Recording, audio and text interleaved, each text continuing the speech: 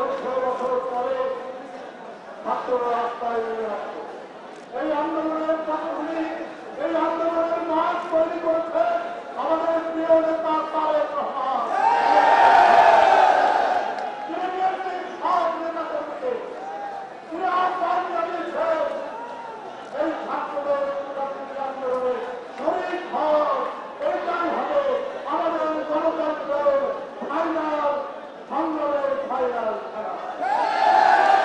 এই চূড়ান্ত সংগ্রামের ঘোষণা দিচ্ছে তারেক রহমান সাহেব।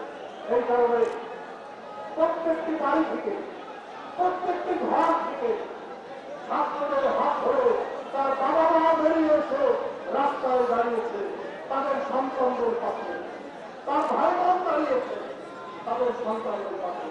শেখ হাসিনা শেষ দিন চেষ্টা করেছে। আপনারা দেখেছেন